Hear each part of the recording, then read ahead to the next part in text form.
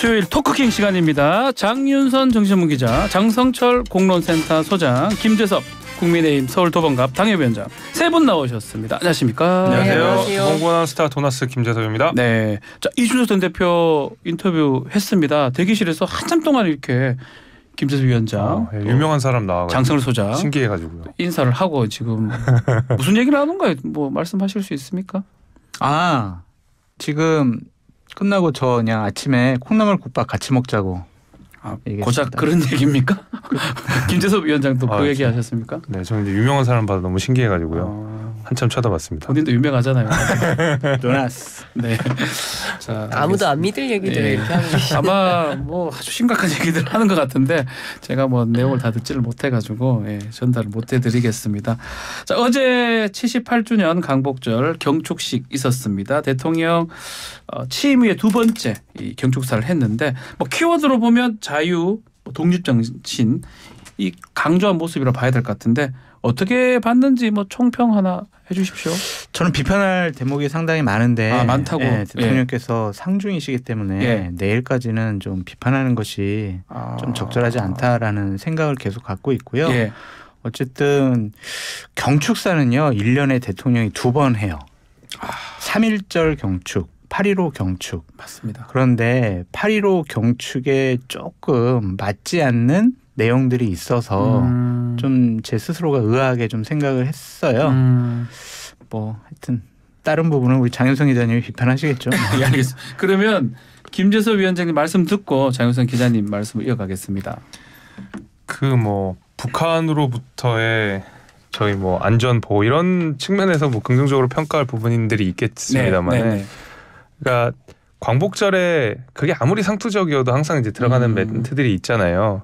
그게 이제 광복절이기 때문에 그래서 그 대개 이제 광복절에 나오는 멘트들이 이렇게 막 충분히 나오진 않았어가지고 약간 좀 어색한 느낌은 있었습니다. 광복절에 나와야 되는 멘트들. 네.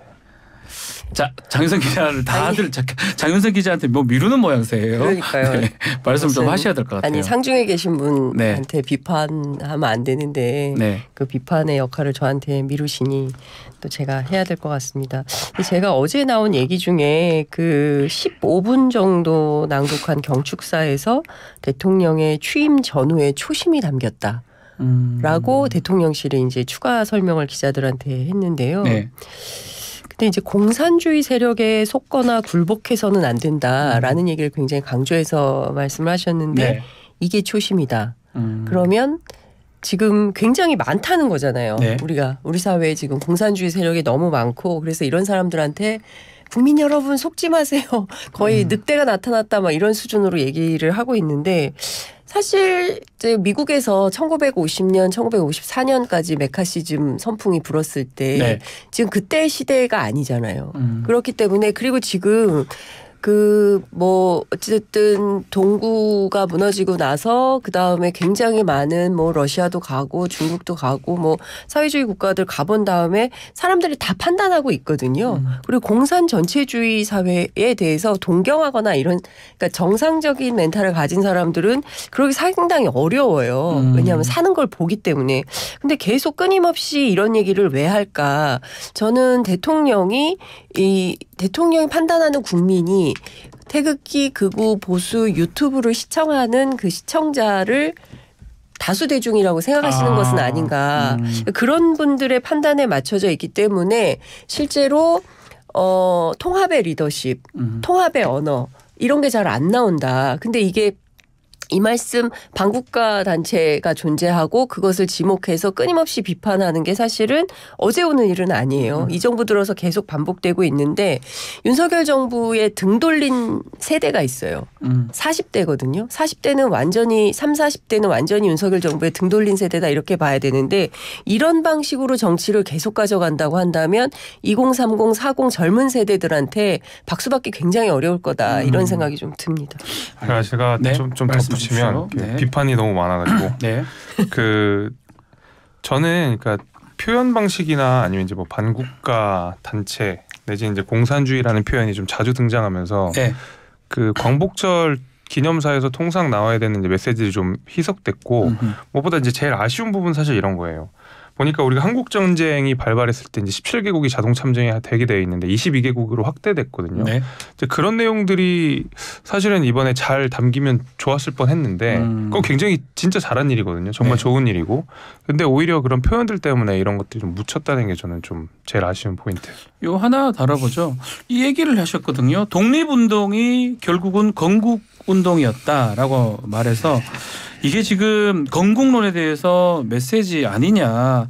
독립운동을 건국운동으로 규정한 것이다. 이렇게 해석이 나오고 있는데 어떻게 봐야 됩니까? 또 좀 비판하자면 좀 한이 없을 것 같은데 그냥 짧게만 좀 말씀드리면 이제 독립운동이 우파 쪽만 한 건 아니잖아요. 그러니까 좌파 쪽도 독립운동을 함께 했잖아요. 근데 대통령의 메시지에서는 독립운동은 자유민주주의 국가를 만들기 위한 건국운동이었다. 이런 얘기를 하시잖아요. 네. 근데 이제 좌파 쪽의 독립운동가들은 자유민주주의 국가라고 보기에는 좀 어려운 부분이 있거든요. 그것이 건국운동이다? 그런데 이번에 8.15 경축사에서는 대통령께서 말씀하신 것 중에 중요한 포인트가 공산주의 세력 척결이란 말이에요. 좀 뭐가 조금 좀 메시지가 혼선이 있는 것이 아닌가. 그거 안 맞다 이렇게 보시는 라는 생각도 좀 듭니다. 네. 건국하는 거하고 장우선 기자님. 그러니까 이제 진짜 해묵고 오래된 얘기예요. 건국절 논란 사실 이명박 정부 때부터 뉴라이트 학자들 뭐 엄청 취재 많이 하고 저도 책도 쓰고 그랬어요. 그 시절에. 그러니까 엄청나게 이게 뜨거운 논쟁이었어요. 그때 이명박 정부 때.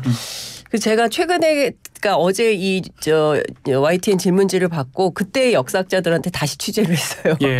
그랬더니 다들 이 얘기를 우리가 또 해야 되냐 막 이러는데 이번에는 별로 뜨겁지 않을 것 같다. 그래서 왜 그러냐 그랬더니 항상 이 얘기가 나오면 제일 적극적으로 얘기하는 분이 있으니 그분이 바로 성신여대 김영호 교수였다는 거예요. 근데 이분이 통일부 장관이 됐잖아요. 그러니까 이제 별로 세게 논쟁이 붙을 것 같지 않아서 다행이다. 이제 이런 얘기를 하고 있는데 앞서 장 소장님 잘 말씀하시는 것처럼 우리 역사를 공부를 해보면 독립운동에서 사회주의 계열이 사실은 주류였어요. 그렇기 때문에 우리가 해방 이후에 단독 정부 수립 못하고 어찌됐든 분단까지 가는 그래서 결국엔 전쟁에 이르는 그래서 올해 정전협정 70주년이고 해방된 지 78주년이고 뭐 이런 상황을 우리가 맞고 있는 거 아닙니까? 아직도 전 세계에서 유일한 분단 국가고 이 문제를 아직도 해결하지 못한 채 우리가 살고 있는 이런 상황인 겁니다.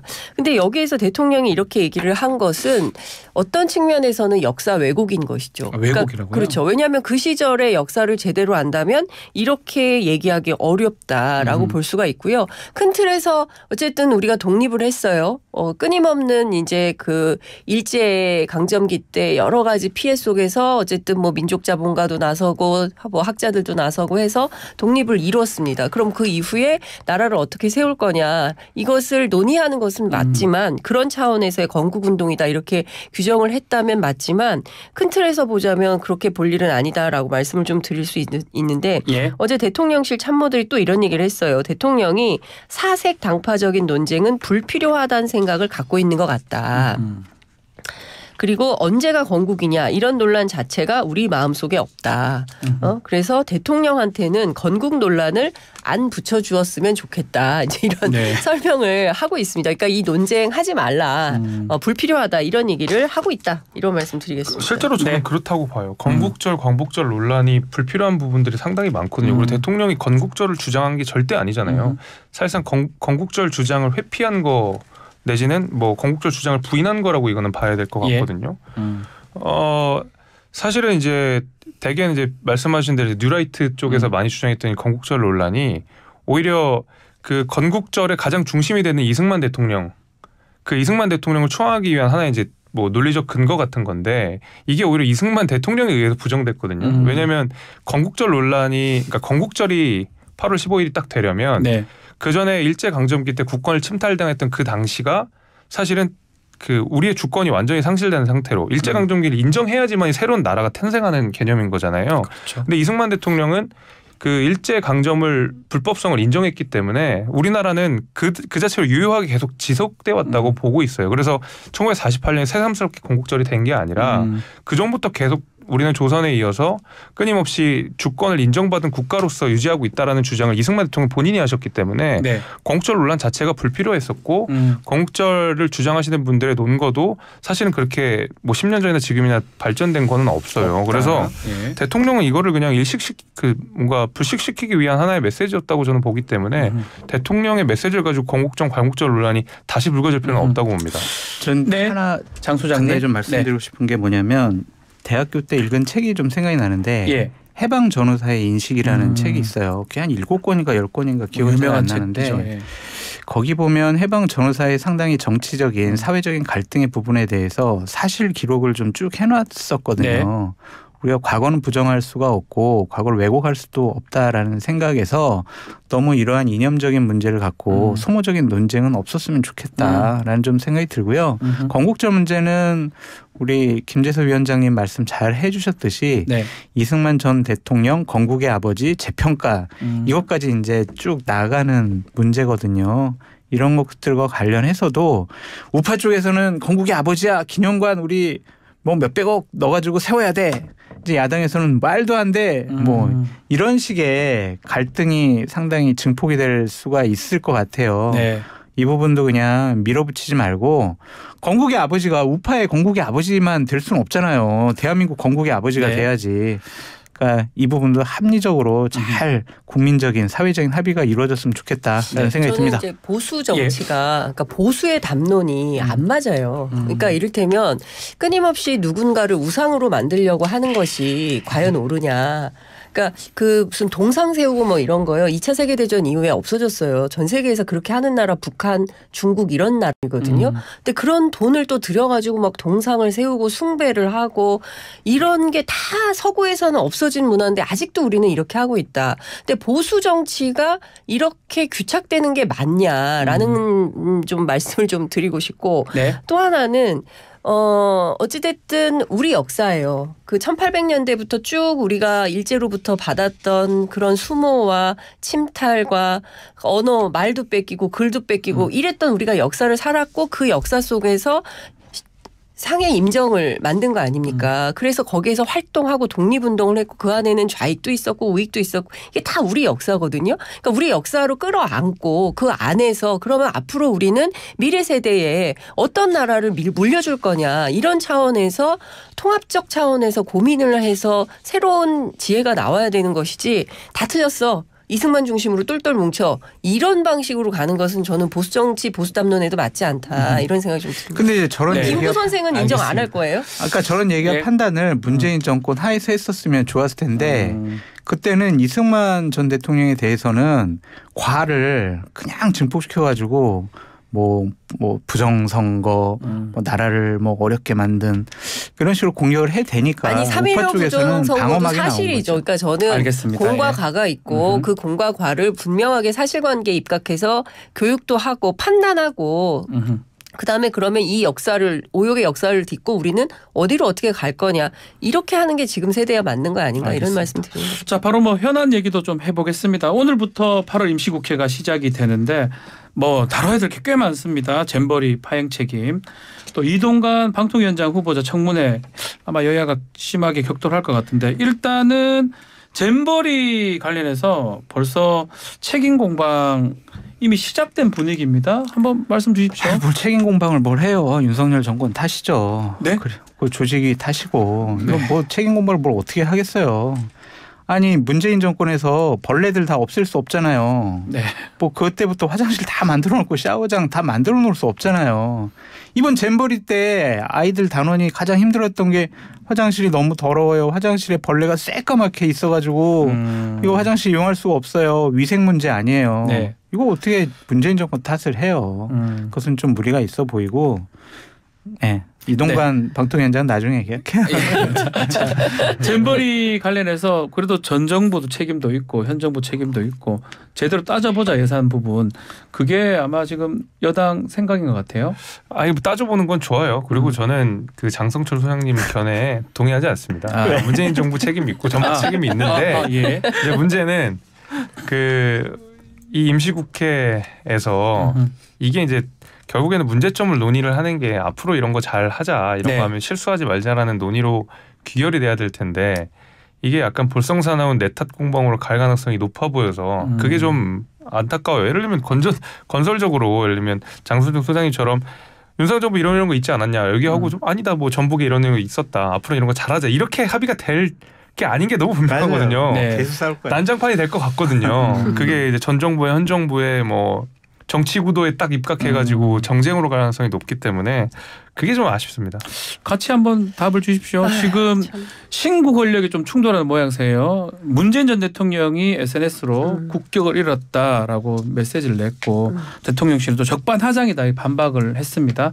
같이 한번 평가를 해 주십시오. 그러니까 좀 어쨌든 여가부하고 전라북도 책임이라는 거 아니에요. 여당에서는. 그리고 더 누가 책임이냐 따지면 전라북도 책임이다. 네. 이른바 전라북도 책임론이 막 나오고 있고 관련해서 김관영 지사가 이건 더 이상 못 참겠다 해서 기자회견도 하고 뭐 이런 상황이지 않습니까? 네. 근데 전체 예산을 보면 1,170억 9천억 가운데 문재인 정부 때 집행된 예산은 156억 5천이에요. 그리고 2022년, 2023년 두 해 합치면 1,014억 4천. 네. 그러니까 한 80% 75% 이상을 윤석열 정부에서 집행을 합니다. 네. 그리고 갑자기 안 되니까 긴급 예산 한 300억 정도 더 써가지고 이 행사를 어찌됐든 마무리를 끝낸 거예요.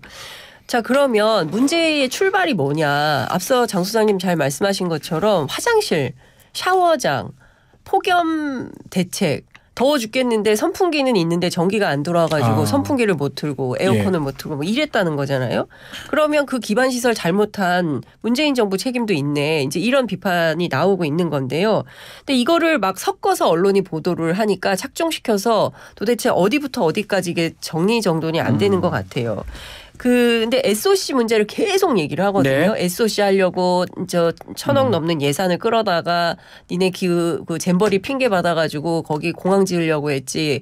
그다음에 뭐 그 항만 지으려고 했던 거 아니야라고 비판을 하고 있는데 제가 그 국회 취재를 해보니까 잼버리 행사는 오래 있었잖아요.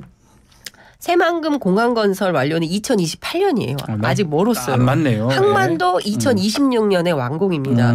그러니까 새만금 SOC하고 잼버리 행사하고 관계가 없어요. 그러면 아무 관계가 없는데 이 언론들이 그런 문제 제기를 합니까? 관련이 있으니까 문제 제기를 하겠죠라고 물으니까 딱 하나 있어요. 뭐냐면 잼버리 행사장으로 연결되는 진입도로 공사. 인천공항하고 연계된 진입도로 공사가 있는데 그럼 이거 왜 했습니까?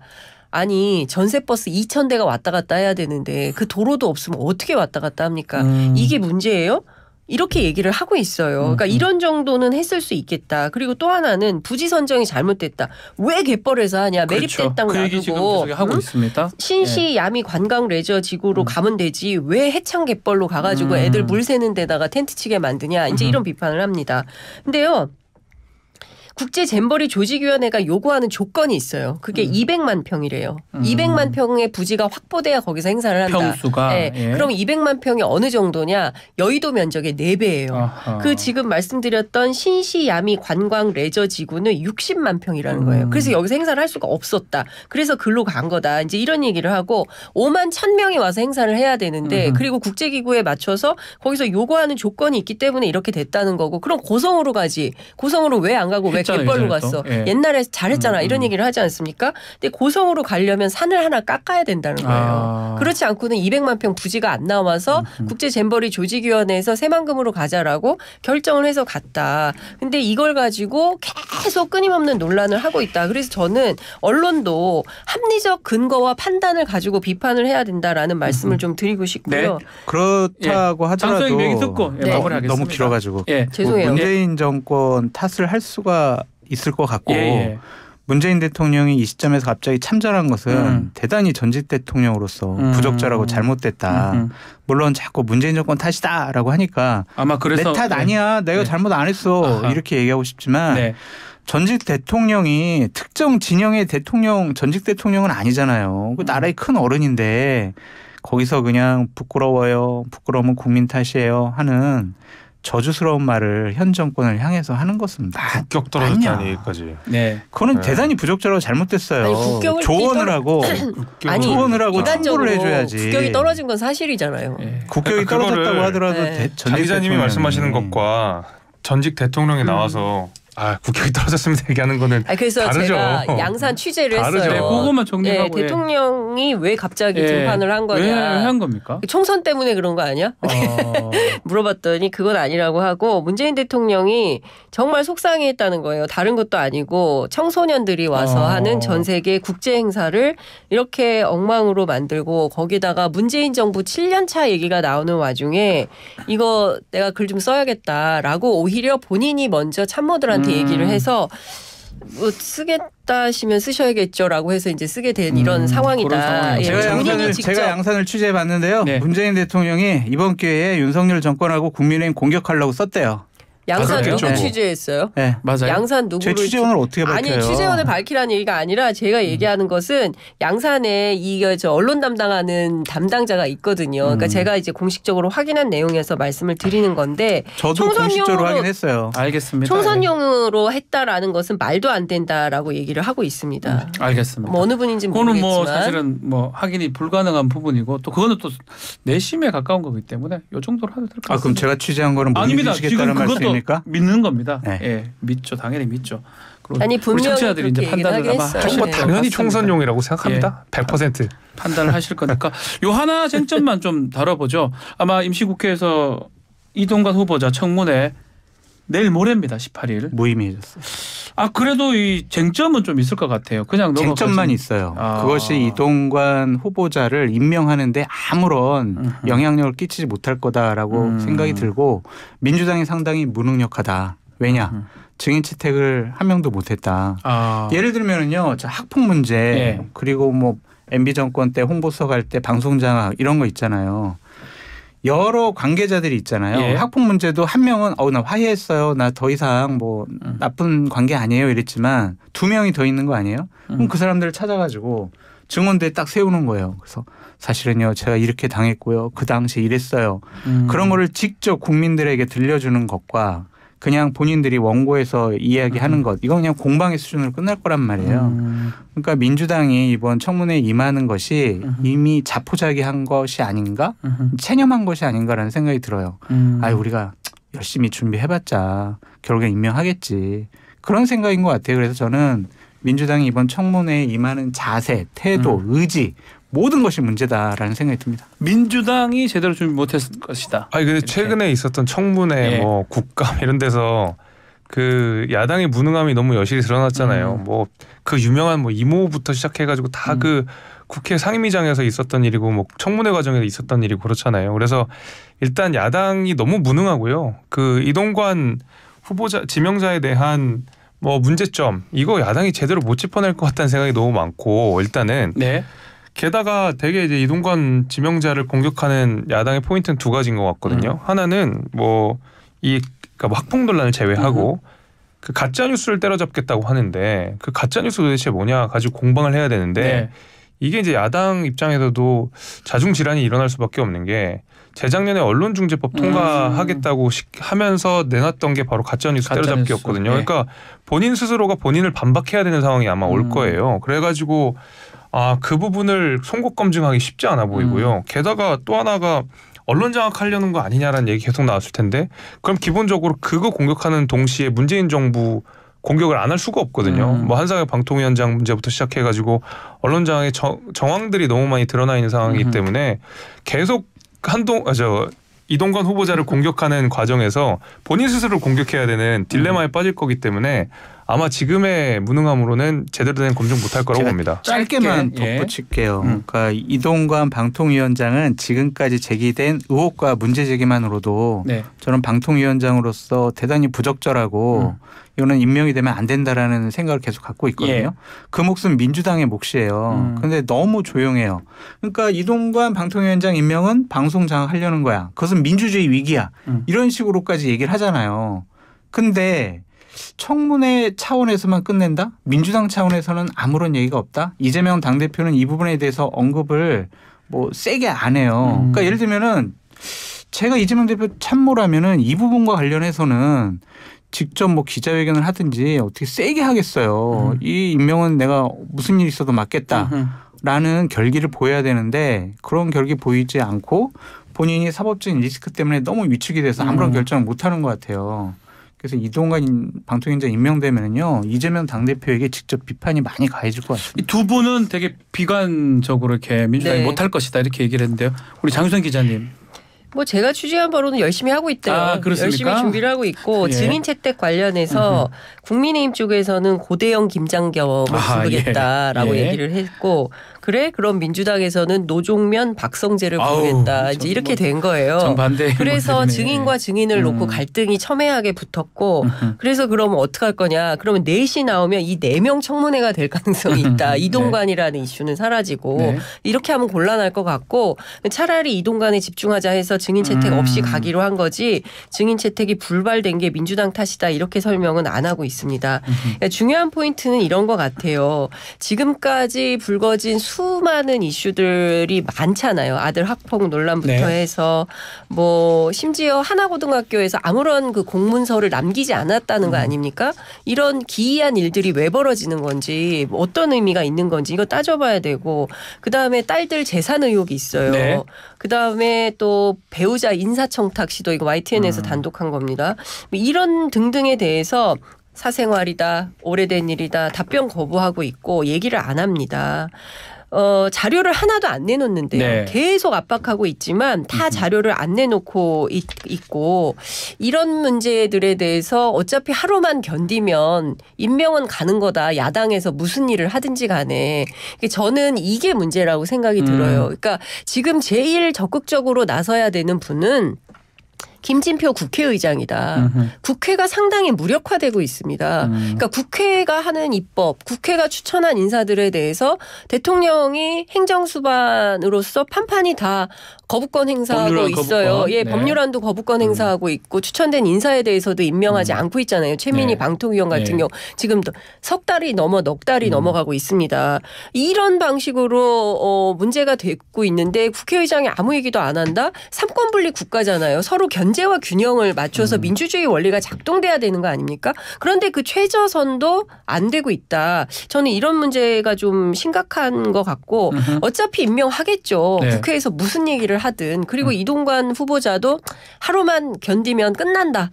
이렇게 생각을 하겠죠. 그래서 오히려 이게 의미가 없다라는 이른바 무용론으로 될 수 있는데 그럴수록 더욱더 적극적으로 문제 제기를 해서 야당다운 결기가 좀 나와야 된다. 필요하다. 이런 말씀 드리겠습니다. 알겠습니다. 제가 민주당 쪽을 취재해 보니까 여당에서 김장겸, 고대영을 내보내면은 민주당 시절에 방송 장악했던 부분들이 많이 밝혀지고 생생한 증언이 나올 것이기 때문에 우리 쪽에서는 박성재를 들이밀었다. 그래서 증인 채택을 못하도록 하겠다라는 전략적인 판단이었다라는 얘기를 들었고요.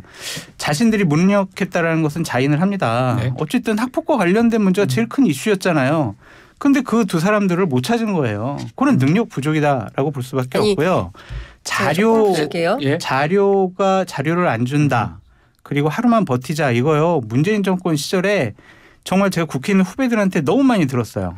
2020년도에 184 얻고 난 다음에 완전히 행정부가 국민의힘 쪽에서 뭘 자료 요구를 하면은요. 국감 때도 자료를 전혀 안 줬대요. 협조를 안 해줬다. 네. 그리고 그 당시 청문회 하려고 그래도 하루만 버티면 된다. 이런 식의 얘기를 했다고 하더라고요. 그러니까 민주당에서 이런 얘기를 하는 것들이 문재인 정권 때 계속 쌓였던 적폐예요. 그러니까 본인들이 해도 명분이 안 서는 거예요. 알겠습니다. 장윤선 기자 말씀 듣고 좀 정리를 하겠습니다. 그 시절에 제가 한국에 있지 않아가지고 중국 가셨죠. 그랬다면 문재인 정부가 잘못했네요. 그거는 뭐 인정을 해야 될 것 같고요. 그리고 학폭과 관련해서는 그 민주당의 뭐 의원실에서 지속적으로 접촉한 걸로 아는데 끝내 이제 그 당사자들이 못 당사자들이 나온다는 거죠? 원하지 않는다라는 거기 때문에 당사자들이 원하지 않는데 억지로 할 수는 없는 거 아닙니까? 이제 그런 차원이지 뭐 못 찾거나 이런 것은 아니다. 알겠습니다. 그러니까 증언대 세우지 못하더라도 못했다 그 말이겠죠. 아니 근데 그 이런 거잖아요. 증언을 그 사람들이 녹음을 해서라도 그 자리에서 틀어줬어야죠. 아니 개인의 의사에 반하는 것을 어떻게 녹음해서 틉니까? 그러면 그러니까 그건 그게 불법이 되는 건데 부족하다는 국회의원들더러 거죠. 불법적으로 그거를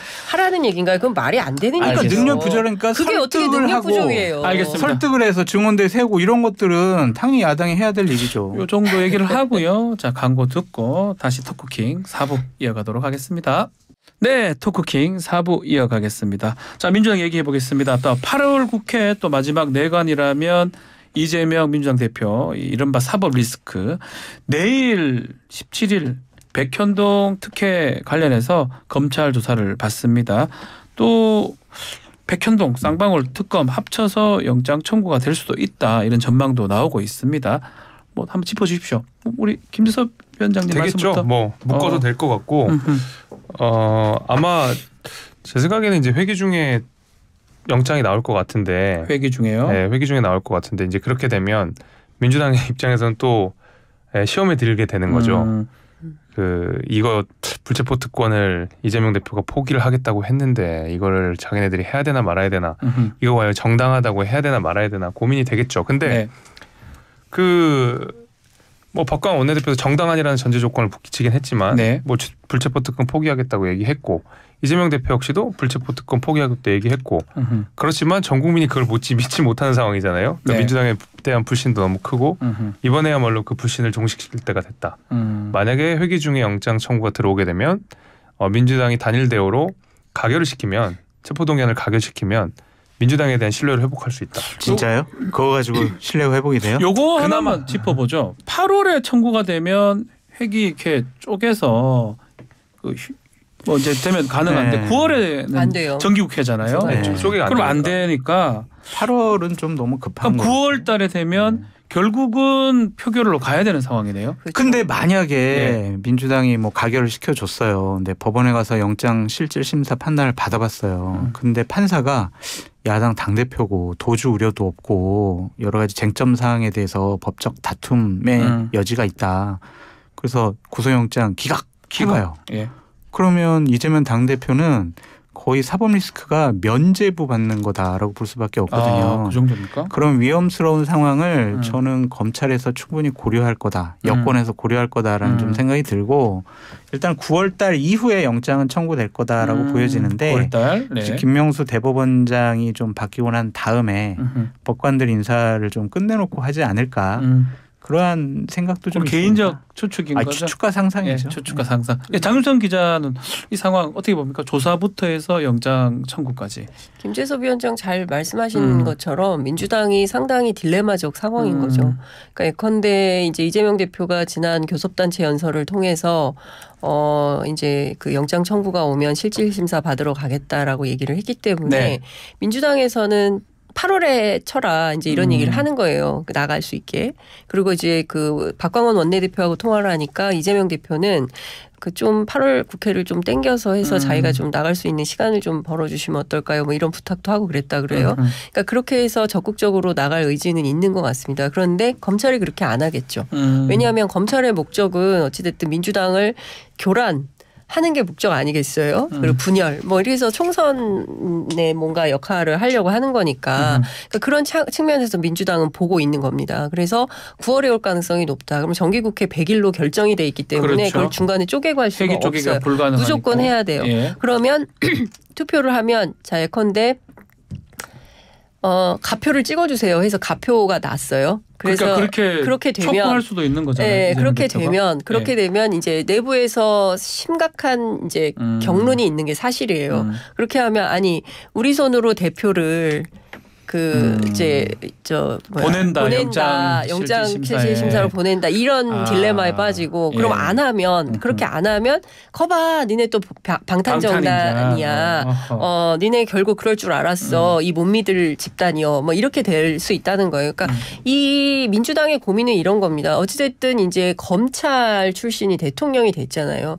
그리고 검찰권이 안에 들어가 있잖아요. 그러니까 민주당 입장에서는 생사여탈권이 검찰 손에 왔다 갔다 하는 상황이 돼버린 겁니다. 그러니까 이렇게 해도 욕먹고 저렇게 해도 욕먹는 이런 상황이 된 거고 민주당 내부 사람들은 굉장히 난감해하고 있는 뭐 그런 거예요. 근데 영장 발부는 어쨌든 판사님이 하시는 거고요.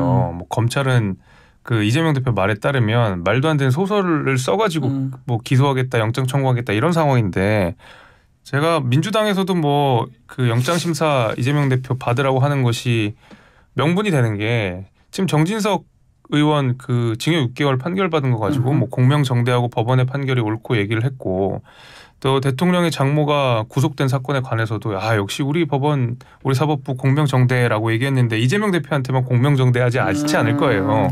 그렇다 그러면 민주당이 얘기한 대로 이렇게 사법부를 우리가 믿는데 왜 판사 앞에 서는 걸 그렇게 두려워하는지 모르겠어요. 그냥 차라리 쿨하게 가결하고 영장 심사 받으러 가시면서 법원의 공명정대함을 기대해 보면 이 검찰이 무리하게 무도하게 수사한 거 다 밝혀지지 않겠어요? 뭐 그거 해주겠다는데도 뭐 굳이 거부할 이유가 있을까요? 백현동 문제와 관련해서는 이재명 당대표가 본능적으로 되게 위험하다라고 느낀 것 같아요.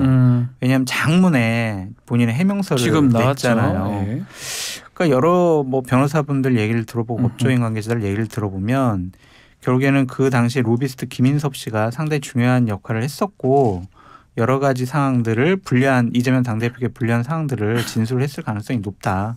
그렇기 때문에 이재명 당대표가 이 부분과 관련해서는 상당히 위축되어 있고 좀 겁을 먹은 거 아니냐 그런 좀 생각도 들고요. 백현동 문제 자꾸 이재명 당대표가 박근혜 정권이 그렇게 하라고 시켰잖아요. 네, 정부에서 시킨 한국식품연구원이 이익 본 거예요. 이렇게 얘기를 하지만 당시에 성남 도시개발공사를 거기서 뺀 거, 4단계를 상향시켜 준 거, 그리고 임대주택을 100%에서 10%가량으로 줄인 거 이런 것들은 분명히 그쪽 개발업자들에게 이익을 극대화시켜주기 위한 하나의 뭐 결단과 결정 아니었느냐라는 비판 받을 수밖에 없어요. 그러니까 행정력을 정당하게 공정하게 사용을 했느냐라는 부분에 대해서는 배임 혐의까지 갈 수가 있기 때문에 이 부분 관련해서는 제대로 조사받고 잘못한 거 있으면 처벌받고 그래야죠. 자, 또 하나 이슈가 지금 민주당 혁신안 관련된 부분입니다.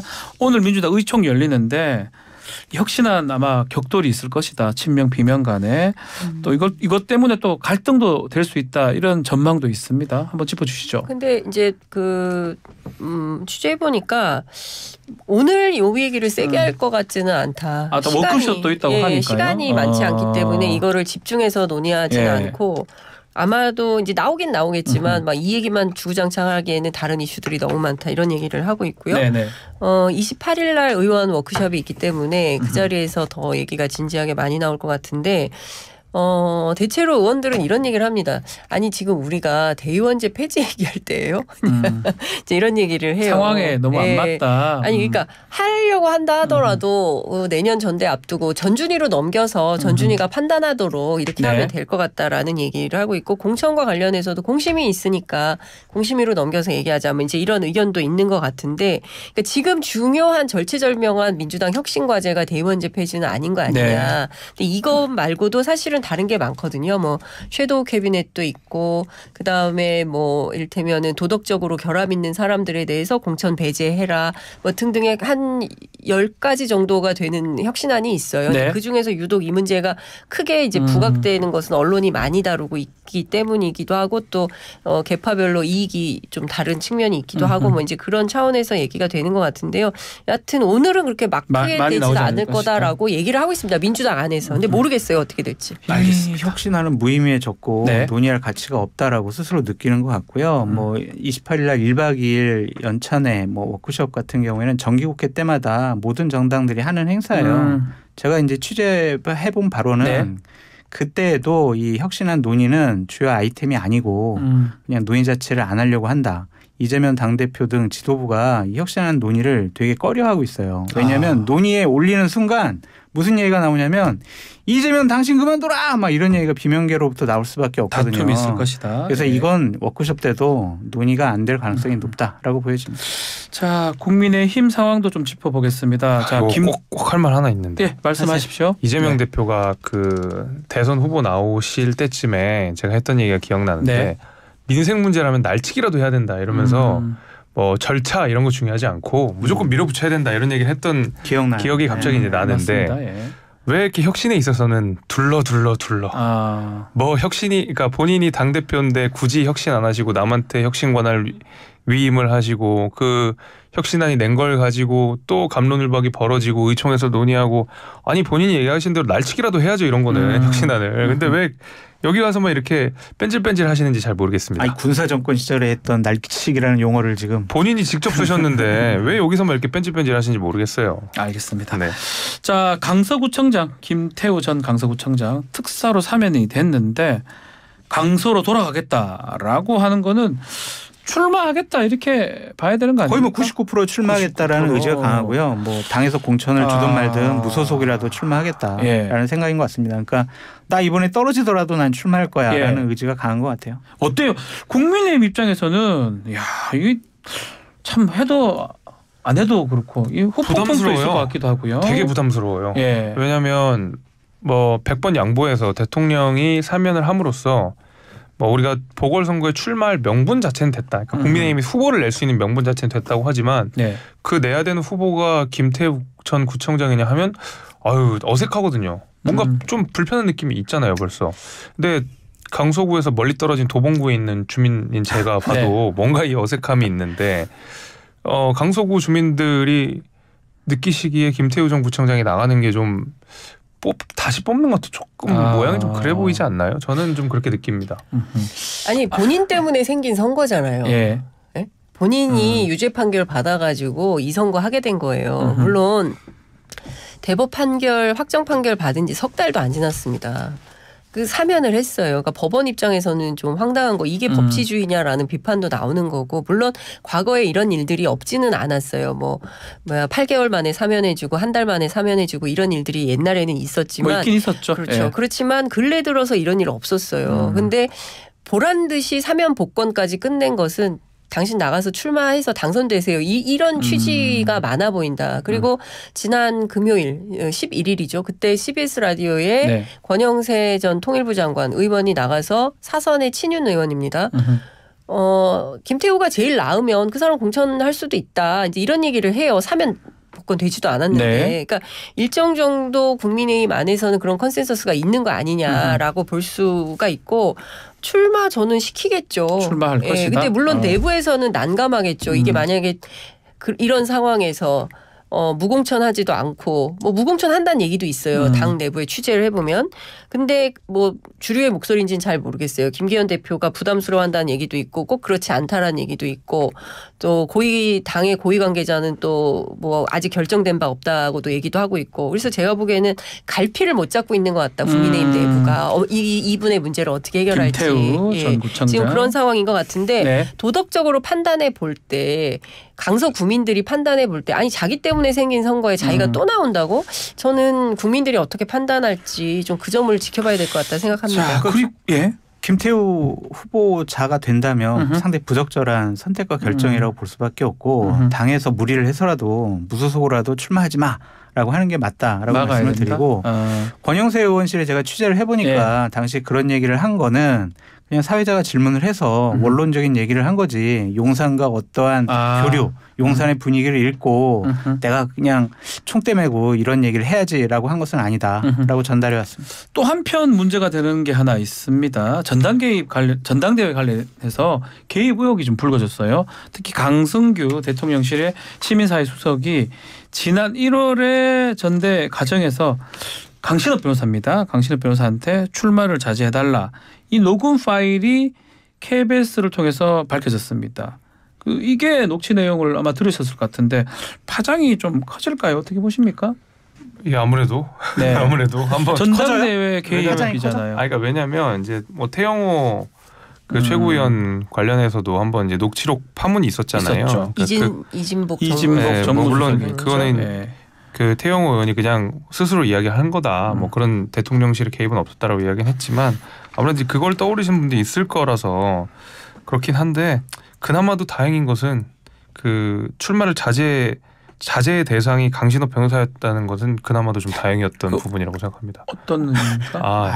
그러니까 통상 네, 약간 나경원도 출마 자제하라고 그러고 뭐 그랬잖아요. 여기 적어도 딱 나온 거는 이제 강신업 변호사 이렇게 돼 있고 강신업 변호사가 당시에도 이런저런 구설이 좀 있었잖아요. 그런 의미에서 뭐 통상적으로 사회 상식에 뭐 준하는 이야기를 했던 거라고 보는데 이게 어쨌든 대통령실 그래서 시민사회 수석이시니까 문제가 되긴 되겠죠. 그 여러 차례 선거 개입하지 않겠다 그렇게 얘기했는데 녹취록을 봤을 때 여기 뭐 다른 사람하고 얘기한 내용이기 때문에 달리 해석될 여지도 있지만 파장이 조금 있을 것 같기도 합니다. 그렇죠. 아니 이게 대통령실 수석들의 이런 그 당대표 선거 개입이 한두 번이 아니에요. 지금 이 사건 터졌죠.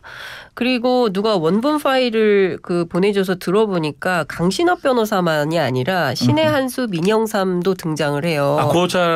녹음 그 파일에 보면 그러니까 전반적으로 소위 이제 우파 유튜버들의 출마에 대해서 굉장히 저하는 분위기였던 거 아니냐.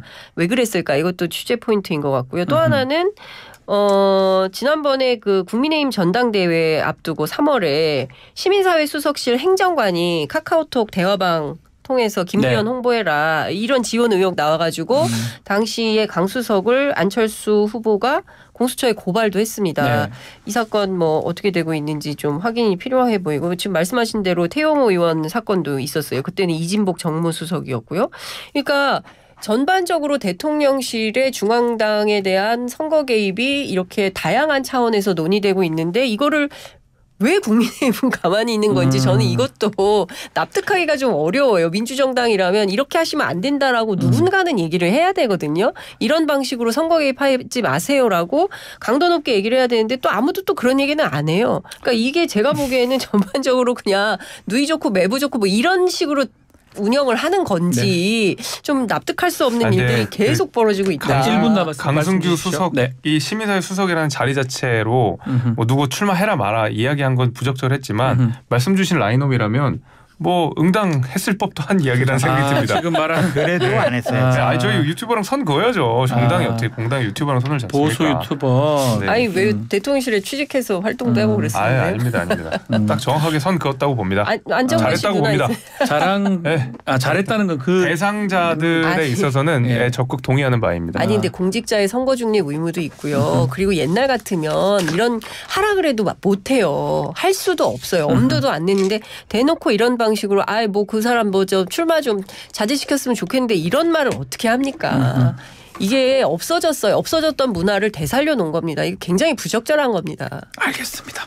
자, 시간이 다 됐습니다. 자, 다음 주에 또 활발한 토크 기대하면서 오늘 마무리를 하겠습니다. 장윤성 기자, 김재섭 위원장, 장성명 소장 세 분 감사합니다. 네, 감사합니다.